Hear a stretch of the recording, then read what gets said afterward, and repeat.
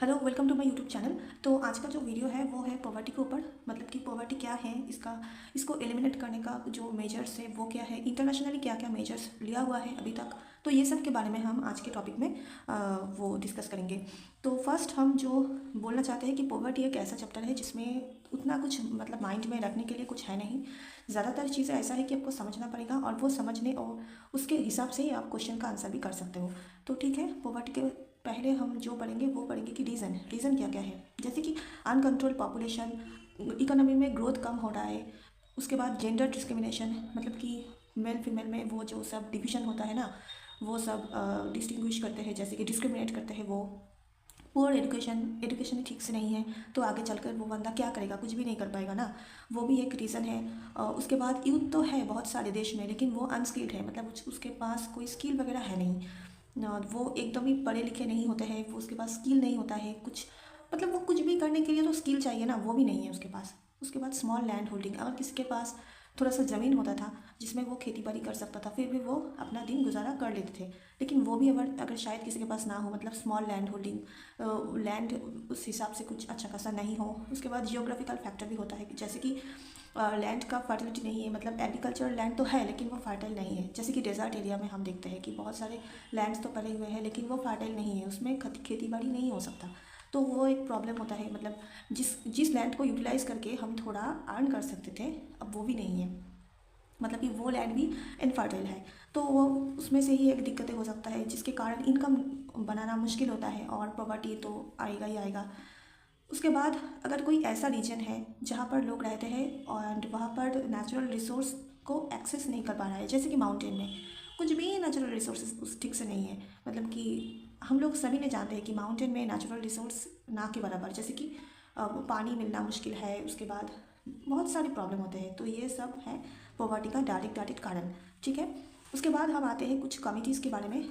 ये सब कमिटीज़ जो है ये कभी ना कभी पॉवर्टी के ऊपर में रिसर्च किया था और बहुत सारी इंफॉर्मेशन और बहुत कुछ इकट्ठा किए थे इन कमिटीज़ में। जैसे कि Suresh Tendulkar committee, NC Saxena committee, SR हसीन कमेटी। ये जो SR हसीन कमेटी है वो एकलौता ऐसा कमेटी है जो कि अर्बन पॉवर्टी के बारे में बातें की थी, तो ये आपको अच्छे से याद रखना चाहिए। उसके बाद रंगराजन कमेटी, प्रणब सेन कमेटी, ये सब कमेटी से ज़्यादा कुछ क्वेश्चंस नहीं बनते हैं, बस इतना बोलते हैं कि 4 ऑप्शंस दिया हुआ होता है और उसमें से ये पूछता है कि कौन सा पॉवर्टी के बारे में कुछ मतलब काम किया हुआ है। तो आपको ये सारी कमेटीज़ का नाम याद रखना पड़ेगा और स्पेशली ये हसीन कमेटी आपको इसीलिए याद रखना पड़ेगा क्योंकि ये अर्बन पॉवर्टी के बारे में बातें की थी। उसके बाद हम आते हैं कि स्ट्रेटजीज़ के बारे में, मतलब गवर्नमेंट ऑफ इंडिया ने क्या क्या स्ट्रेटजीज अभी तक, मतलब स्टेप्स क्या क्या लिए थे पॉवर्टी को एलिमिनेट करने के लिए। जैसे कि PM उज्ज्वला योजना, इसके तहत वो LPG सिलेंडर अवेलेबल किया था गवर्नमेंट ने, वो जो गरीब हाउस होल्ड है उसके लिए। उसके बाद PM आवास योजना, इसके तहत वो मतलब पक्के घर मिल रहे हैं लोगों को, जिसके पास घर नहीं है, ज़मीन नहीं है, तो उनको पक्के घर मिल रहा है PM आवास योजना के तहत। उसके बाद इलेक्ट्रिसिटी कनेक्शन के लिए भी दीनदयाल उपाध्याय पावर स्कीम, अभी करंट में भी कुछ चल रहा है स्कीम्स वगैरह। तो टॉयलेट के लिए मतलब पक्का टॉयलेट के लिए वो भी स्वच्छ भारत मिशन, ये सब हो रहा है। उसके बाद natural rural employment guarantees act जो है, NREGA, नरेगा, ये नरेगा आया था 2005 में, मतलब ये बिल पास हुआ था 2005 में और ये केम इनटू फोर्स, मतलब कि कार्य करना है 2006 से। ठीक है, उसके बाद ये जो नरेगा है इसके पहले जस्ट MG लगा हुआ था और उसके बाद ये हो गया था MG नरेगा। ठीक है, और ये जो MG नरेगा है ये 100 डेज एम्प्लॉयमेंट का फैसिलिटी प्रोवाइड करता है, मतलब कि कोई भी व्यक्ति ग्राम में रहे और ठीक है उसको एटलीस्ट 100 डेज एम्प्लॉयमेंट तो मिलेगा ही मिलेगा। गवर्नमेंट ये स्कीम है, इसके तहत एटलीस्ट 365 डेज़ के अंदर 100 दिन एक व्यक्ति को काम करने के लिए मिलेगा। इसमें ये स्कीम्स के तहत उनको कुछ मतलब कुछ वो पैसा भी अर्न होता है, ऐसा है। उसके बाद आयुष्मान भारत स्कीम है, IRDP। उसके बाद training of youth for self employment, ये सब जो है वो एकदम सब कुछ वो पॉवर्टी एलिमिनेट करने के लिए गवर्नमेंट ऑफ इंडिया का कुछ स्टेप्स है। उसके बाद हम देखेंगे कि सस्टेनेबल डेवलपमेंट गोल, अब पॉवर्टी को एलिमिनेट करने के लिए बहुत सारे प्रोग्राम्स गवर्नमेंट भी ले रहा है, उसके बाद इंटरनेशनल बॉडीज़ भी ले रहा है, जैसे कि सस्टेनेबल डेवलपमेंट गोल जो कि यूनाइटेड नेशंस ने ये इनिशिएट किया था। और इसके अंदर में 17 गोल्स आते हैं, मतलब कि 17 गोल्स आते हैं। गोल 1 2 3 4 करके 17 तक हमने दिया हुआ है यहाँ पर। जैसे कि पहला गोल है एंड पॉवर्टी, दूसरा है हंगर को एंड करना, तीसरा है लाइफ को मतलब एक स्टैंडर्ड पे ले जाना, हेल्दी लाइफ को लीड करना। उसके बाद एजुकेशन होना चाहिए, जेंडर इक्वलिटी नहीं होना चाहिए, और वुमेन जेंडर इनइक्वालिटी नहीं होना चाहिए, मतलब कि जेंडर इक्वलिटी होना चाहिए, और वुमेन एम्पावरमेंट होना चाहिए। सस्टेनेबल वाटर मैनेजमेंट, मतलब पानी अच्छा हो, सैनिटेशन वगैरह सब ठीक से हो। सस्टेनेबल अफोर्डेबल एनर्जी मिले। सस्टेनेबल का मतलब होता है कि जो चीज़ हम आज प्रेजेंट में यूज़ कर रहे हैं वो हम इतना भी यूज़ ना करें कि फ्यूचर में वो ख़त्म ही हो जाए। ये है सस्टेनेबल का मीनिंग, मतलब कि सस्टेनेबल डेवलपमेंट, मतलब कि हम इस तरह डेवलप करें, जैसे कि प्रेजेंट में तो डेवलप कर ही रहे हैं, लेकिन फ्यूचर में हमारा वो जो मतलब नेचुरल रिसोर्सेज है वो ख़त्म ना हो जाए, वो रह जाए, ठीक है। मतलब अच्छे से यूज़ करें, पूरा एक्सप्लॉइट ना करें चीज़ों को। यही होता है सस्टेनेबल का मेन मतलब। तो सस्टेनेबल अफोर्डेबल एनर्जी, हम एनर्जी को इस तरह से यूज़ करें जैसे कि जो मतलब नॉन रिन्यूएबल एनर्जी है जिसको हम रिन्यू नहीं कर सकते हैं, जैसे कि कोल, ठीक है। उसके बाद जो है मतलब वुड, ये सब जो है हम इसको, ये मतलब कि एक लिमिट में है, हम इसको ऐसे ही यूज़ ना करें जैसे कि फ्यूचर में कुछ बचा ही ना हो। उसके बाद प्रोमोट सस्टेनेबल इकोनॉमिक ग्रोथ, हम ग्रोथ को बढ़ावा दें, एम्प्लॉयमेंट जनरेट करें, डिसेंट मतलब वर्क वो सब रखें, मतलब कि डिसेंट वर्क, मतलब कि स्टैंडर्ड ऑफ लाइफ अच्छा हो, वर्क कल्चर अच्छा हो, ये सब। इंफ्रास्ट्रक्चर को हम बेहतर बनाएं।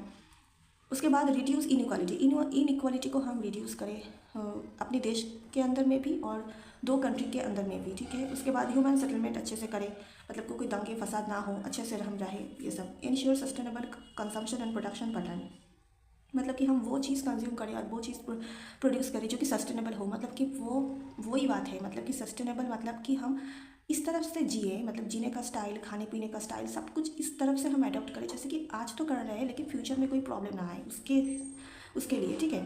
तो सस्टेनेबली करें। Take urgent action to combat climate change, मतलब क्लाइमेट चेंज के ऊपर भी हम ध्यान रखें। उसके बाद sustainable use of ocean sea, मतलब कि मरीन प्रोडक्ट जो होता है ना, ओशन वगैरह, सी मरीन प्रोडक्ट, वो सबको हम सस्टेनेबली यूज़ करें, मतलब इतना भी यूज़ ना करें कि वो ख़त्म ही हो जाए, वो सब, ठीक है। Protect, restore and promote terrestrial ecosystem, मतलब कि टेरिस्टोरियल मतलब आपको तो पता है ना, मतलब स्थल में जो चीज़ है, मतलब कि जो लिविंग है, तो टेरिस्टोरियल इकोसिस्टम को हम मैनेज करें, फॉरेस्ट को अच्छे से मैनेज करें, डिफॉरेस्टेशन ना करें, ठीक है। मतलब फॉरेस्ट को काट कर साफ ना करें, उसको मतलब ग्रो होने में भी उसको चांस दे, बायोडाइवर्सिटी को इम्प्रूव करने का कोशिश करें, वाइल्ड लाइफ का ख्याल रखें, ये सब। उसके बाद promote peaceful and inclusive societies for sustainable development, हम पीसफुली रहें, ये सब। और लास्ट गोल 17 है कि ग्लोबल पार्टनरशिप को इस तरह से हम देखें कि वो सस्टेनेबल हो, मतलब कि सस्टेनेबल डेवलपमेंट की तरफ वो इशारा करें, मतलब कि ऐसा नहीं है कि हम सिर्फ वो न्यूक्लियर बॉम्ब्स वगैरह के बारे में ही बात करते रहे, ऐसा नहीं, मतलब कि हम सस्टेनेबल ग्लोबल पार्टनरशिप करें। जैसे कि कोई एक कंट्री जो खाने में उसको एग्रीकल्चर प्रोडक्ट उसको बहुत कम बनता है, तो हम उसको एग्रीकल्चर प्रोडक्ट के साथ हम उसको एक्सपोर्ट करें ताकि वो उन कंट्री में खाने का कोई दिक्कत ना आए, उसको खाना पीना मिले। कोई कंट्री में मान लो कि वैक्सीन, अब डेंगू हो रहा है, शायद मान लो आप कंसिडर कर लीजिए कि कुछ कंट्री में डेंगू वगैरह हो रहा है, या फिर कुछ एक बड़े लेवल के कुछ प्रॉब्लम हो रहा है हेल्थ को लेकर, तो हम उस कंट्री के साथ उस तरह की पार्टनरशिप में जाए कि उसका भलाई हो और हमारा भी भलाई हो। अब समझे ना, मतलब कि सस्टेनेबली जो करें सस्टेनेबली करें, मतलब सस्टेनेबल डेवलपमेंट को ध्यान में रखते हुए करें, मतलब कि हम इस तरह से चलें कि उसका भी भलाई हो, हमारा भी भलाई हो, और फ्यूचर में कोई प्रॉब्लम भी ना हो। ये होता है ये सस्टेनेबल का मीनिंग, मतलब कि जिन जिन जगह पर सस्टेनेबल बातें आ रहा है, हर जगह पर एक ही बातों को इशारा कर रहा है कि सस्टेनेबली चलो, मतलब कि हम भी अच्छे रहे, तुम भी अच्छे से रहो, ट्रेड भी करें, उसका भी इम्पैक्ट अच्छा ही रहे, फ्यूचर में कोई प्रॉब्लम भी ना आए, ठीक है। उसके बाद आता है वो यूनिवर्सल बेसिक इनकम। इसको लेकर बहुत सारी कंट्रोवर्सीज हो चुके थे पहले, अभी भी चल रहा है। जैसे कि ये यूनिवर्सल बेसिक इनकम जो है, इसका कंसेप्ट आया था वेस्टर्न कंट्रीज से। जैसे कि बहुत सारे वेस्टर्न कंट्रीज़ है, वहाँ पर यूनिवर्सल बेसिक इनकम चालू है, मतलब कि कोई एक फैमिली है जहाँ पर कोई भी अर्न नहीं करता होगा, मतलब कि उसका अर्न करने का कोई अभी तक रास्ता खुला नहीं है, तो गवर्नमेंट ने उसको कुछ पैसे भेजते हैं सो दैट कि उसका फैमिली अच्छे से चल सके। अच्छे से तो नहीं बोलूँगी, मतलब कि एक एवरेज चल सके, उसका खाना पीना, पढ़ाई वढ़ाई, इलेक्ट्रिसिटी, ये सब कुछ वो मैनेज कर सके। तो वो जो कंसेप्ट है, इस कंसेप्ट आया था वेस्टर्न कंट्रीज से, ठीक है। तो अब ये इसका डेफिनेशन क्या है, मतलब कि इट इज़ अ फॉर्म, ठीक है, universal basic income is a form of social security in which all citizens of a country receive a regular unconditional sum of money from government। मतलब कि रेगुलर बेसिस पे उसको पैसा मिलते रहे, और वो भी अनकंडीशनल, मतलब कोई कंडीशन वगैरह है नहीं कि ये करने के बाद ही तुमको पैसा मिलेगा, ऐसा नहीं। अनकंडीशनल और रेगुलर बेसिस पे आपको पैसा मिलेगा गवर्नमेंट की तरफ से, सो दैट आपका लाइफ अच्छे से चल पाए, मतलब एवरेज चल पाए, आप भूखे ना मरो, आपका एजुकेशन भी चले, आपका हेल्थ का भी आप ध्यान रख पाओ, मतलब कि ओवरऑल एक ख्याल रखने वाला एक जो फीलिंग है वो। तो इसका कुछ पॉजिटिव भी है, नेगेटिव भी है। पॉजिटिव ये है कि कोई भी एक जो कि परिवार जो कि जिसके पास इनकम नहीं है, वो अब सड़क पे आ गए हैं, उसके पास खाने के लिए कुछ नहीं है, घर नहीं है, तो उस परिवार को हम तो हेल्प कर सकते हैं ना।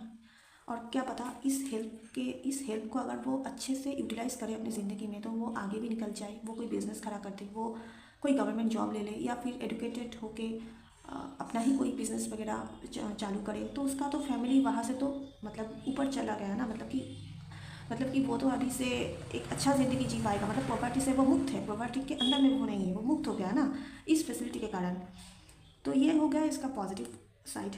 और नेगेटिव साइड ये है कि बहुत सारे इकोनॉमिस्ट ऐसा बोल रहा है, मतलब बोलते हैं कि अब तो लोग बैठे बैठे खाते रहेंगे, कोई कुछ अर्न नहीं करेंगे, उसको अर्न करने का कोई मनी नहीं होगा, या फिर जिन बुलों, मतलब कि देखो ये है गवर्नमेंट तो डायरेक्ट पैसा नहीं बांटेगा, बीच में रहेगा कुछ ब्यूरोक्रेट्स, ठीक है, बीच में रहेगा क्या, गवर्नमेंट ऑफिशियल्स, मतलब कि ब्यूरोक्रेट्स, इसके थ्रू पैसा भेजा जाएगा मतलब जनता के ऊपर, ठीक है।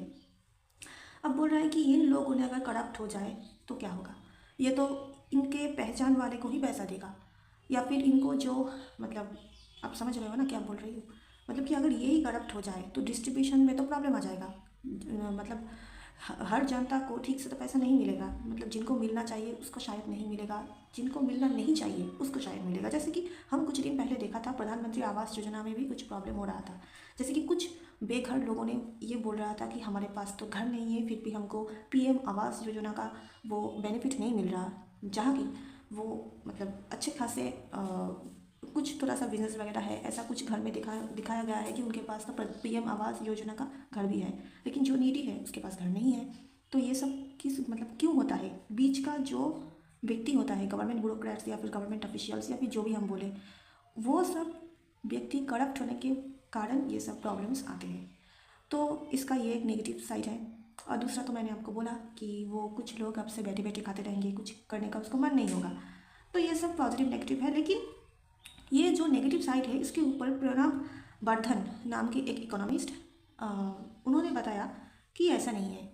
जितना तक हम मतलब स्टडी कंडक्ट किया गया यूबीआई के ऊपर, यूनिवर्सल बेसिक इनकम के ऊपर, और देखा गया कि नहीं, लोगों ने उस पैसे को अच्छे से ही यूटिलाइज़ कर रहा है, अपनी ज़िंदगी में आगे बढ़ने के लिए यूटिलाइज़ कर रहा है, ना कि वो बैठे बैठे खाने के लिए, मतलब कि वो आगे बढ़ने के लिए ही कुछ कर रहा है, ट्राई कर रहा है, कोशिश कर रहा है।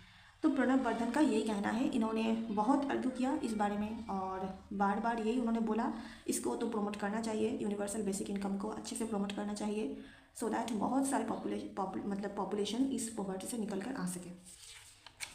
ठीक है, अब जो लास्ट वाला जो है वो है कि multidimensional poverty index MPI, जिसको कहते हैं मल्टी डायमेंशनल पॉवर्टी इंडेक्स। इसका जो ये जो डेवलप हुआ, ये भी एक इंटरनेशनली है, इंटरनेशनल बॉडीज़ के थ्रू ही आया है। ये डेवलप किया Oxford university, Oxford poverty and human development and UNDP, मतलब कि यूनाइटेड नेशन डेवलपमेंट प्रोग्राम, ठीक है। इन लोगों ने मिलकर इसको बनाया, इस इंडेक्स को बनाया। अब इस अभी तक जो भी मतलब पॉवर्टी के ऊपर जितने भी स्टडीज रिलीज हुई थी, या फिर जो रिसर्च पेपर पब्लिश किया गया था, उसका मेन 2 कंपोनेंट था, 2 बेस था। एक था फूड कैलोरी के ऊपर, वो पॉवर्टी को मेजर कर रहे थे कि आप दिन में कितने कैलोरीज खा रहे हो, कितने कैलोरीज आप कंज्यूम कर रहे हो, इसके ऊपर। और नहीं तो दूसरा इनकम के ऊपर, मतलब कि आपके पास कितना इनकम है, आप स्टैंडर्ड एक इनकम कर रहे हो कि नहीं, आपका इनकम हो पा रहा है कि नहीं। इन दोनों फैक्टर के ऊपर अभी तक जितने भी स्टडीज़ हुई थी, इन दोनों फैक्टर के ऊपर ही हुई थी। मतलब इन दोनों फैक्टर को मद्देनज़र रखते हुए हम ये डिसाइड कर रहे थे कि पॉवर्टी मतलब कौन पॉवर्टी के अंदर में है, कौन नहीं है, ये सब, ठीक है। लेकिन मल्टी डायमेंशनल पॉवर्टी इंडेक्स ने पहली बार ये बोला कि ऐसा नहीं चलेगा, सिर्फ इन दोनों फैक्टर्स के हिसाब से पॉवर्टी को देखना ठीक नहीं होगा। इस मतलब इसके अलावा भी बहुत सारे फैक्टर्स हैं जिसको भी नज़र रखना पड़ेगा पॉवर्टी को विचार करने के टाइम पे। इन्होंने 3 डायमेंशन दिए, जैसे कि health, education, standards of living. Health के अंडर में क्या आया? चाइल्ड मॉर्टेलिटी, न्यूट्रिशन, मतलब बच्चे कितने बढ़ रहे हैं, उसका न्यूट्रिशन लेवल क्या है, वो ठीक से खा पा रहा है या नहीं। एजुकेशन है कि सॉरी, ये मैंने थोड़ा सा वो हो गया बोलने में, मतलब न्यूट्रिशन के मतलब वो अच्छे से, मतलब जो न्यूट्रिएंट वैल्यू जो होते हैं खाने पे वो है कि नहीं, वो उसका पुष्टि ठीक से हो रहा है कि नहीं, ठीक है, ये हो गया। और एजुकेशन के बारे में बोल रहा है कि ईयर ऑफ स्कूलिंग, वो स्कूल में जा रहा है या नहीं, चिल्ड्रन स्कूल में एनरोल हो रहा है कि नहीं, ये एक डायमेंशन है। और तीसरा डायमेंशन है स्टैंडर्ड्स ऑफ लिविंग, जैसे कि आप कुकिंग फ्यूल आप खरीद सकते हो या नहीं, कुकिंग फ्यूल के साथ आप खाने के अरेंजमेंट, मतलब जो खाना पकाते हैं कुकिंग फ्यूल, उसको आप परचेस कर पा रहे हो या नहीं। टॉयलेट सैनिटेशन आपके पास अवेलेबल है कि नहीं। वाटर, मतलब सेफ ड्रिंकिंग वाटर, जो आप पी रहे हो पानी वो अच्छा है कि नहीं, मतलब साफ़ पानी है कि नहीं। आप इलेक्ट्रिसिटी का यूज़ कर रहे हो कि नहीं, आपके पास एक हाउस है रहने के लिए कि नहीं। एसेट, आपके पास कुछ तो एसेट होना चाहिए, वो है कि नहीं। और बैंक अकाउंट आपके पास है या नहीं। इन जो फैक्टर्स हैं, इन फैक्टर्स के हिसाब से अब पॉवर्टी को विचार किया जाएगा, मतलब कि पॉवर्टी को हम बोलेंगे कि हाँ ये व्यक्ति पॉवर्टी के अंदर में आता है, ये पॉवर्टी के अंदर में नहीं आता है, मतलब ये गरीब है, ये गरीब नहीं है। ये सब चीज़ अब से डिसाइड होगा ये सारे फैक्टर्स को मद्देनज़र रखते हुए, ना कि सिर्फ ये 2 फैक्टर्स के हिसाब से, ठीक है।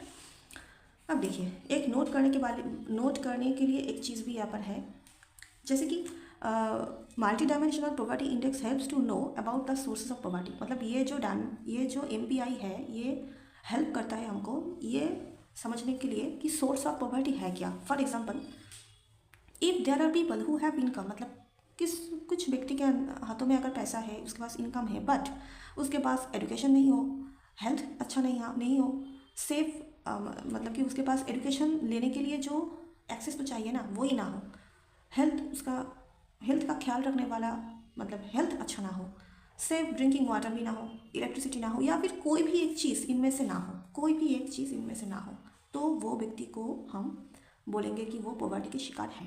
मतलब कि उसके पास पैसा तो है, फिर भी वो पॉवर्टी के अंदर नहीं है, मतलब वो पॉवर्टी से बाहर नहीं है, पॉवर्टी के अंदर नहीं है, ठीक है। तो ये MPI के तहत हम इस चीज़ों को बोल सकते हैं कि सिर्फ फूड, कैलोरी और इनकम, इन दोनों को छोड़ के बाकी ऐसा बहुत कुछ इंडिकेटर्स है जिसको मद्देनज़र रखते हुए पॉवर्टी के बारे में एनालिसिस करना बहुत ज़रूरी है, वो है ये सब इंडिकेटर्स, ठीक है। अब अनदर एस्पेक्ट, अब लिटरेसी के बारे में भी थोड़ा चर्चा करना पड़ेगा, क्योंकि लिटरेसी एक ऐसा चीज़ है, मतलब एक ऐसा जादू है जो होने से फीमेल लोग अगर लिटरेट हो जाए तो वो एक अच्छे एजुकेटेड मदर बनेंगे, और एक अच्छे एजुकेटेड मदर बेटर डिसीजन ले पाएंगे अपने बच्चे के लिए कि हाँ इसका जल्दी शादी ना करवा दिया जाए, इसको पढ़ाया जाए, इसको मतलब कि जो मिसल माम्स रूबेला, ये सब जो भी वैक्सीन होता है, ये सब पोलियो, ये सब वैक्सीन टाइम टू टाइम करवाया जाए, ठीक है। उसके बाद पानी को ऐसे ही बच्चे को पिलाना नहीं चाहिए, वो थोड़ा बॉयल करके पिलाना चाहिए, वो सब मतलब जो अच्छे डिसीजंस है वो एक एजुकेटेड मदर ही ले सकती है सॉरी। तो एक बात हो गया कि मदर अगर एजुकेटेड हो जाए तो डिसीजंस अच्छा होगा तो बच्चे एजुकेटेड होगा, हेल्दी होगा, और बाकी आपको तब पीछे मुड़ कर देखना नहीं पड़ेगा, क्योंकि एजुकेटेड बच्चे, हेल्दी बच्चा आगे ही ग्रो करेगा, मतलब इन जनरल आगे ही ग्रो करता है। तो इस तरह से फीमेल लिटरेसी भी एक बहुत वाइटल रोल प्ले करता है मतलब पॉवर्टी को एलिमिनेट करने के लिए। ओके, लेक्चर बहुत लंबा हो गया, ठीक है। आई होप आपको ये वीडियो अच्छा लगा। अगर अच्छा लगा तो लाइक शेयर कमेंट ज़रूर करिएगा। कोई भी मेरे चैनल पर एक भी कमेंट नहीं डालते हैं और एक भी लाइक भी नहीं करते हैं, मतलब 2-1 गिने चुने व्यक्ति हैं जिन्होंने लाइक करते हैं, मुझे बहुत बुरा लगता है। इतने कोशिश करने के बाद और इतने मतलब दिल से हम ये नोट्स को बनाते हैं, अगर मैथ्स का भी टॉपिक हो वो भी बहुत दिल से बनाते हैं, लेकिन लाइक तो एक भी नहीं मिलता। क्या, ठीक है, जो भी होगा अच्छा ही होगा। अगर आपको अच्छा लगे तो कमेंट में नाइस लिखना, मुझे बहुत अच्छा लगेगा। Okay, bye bye.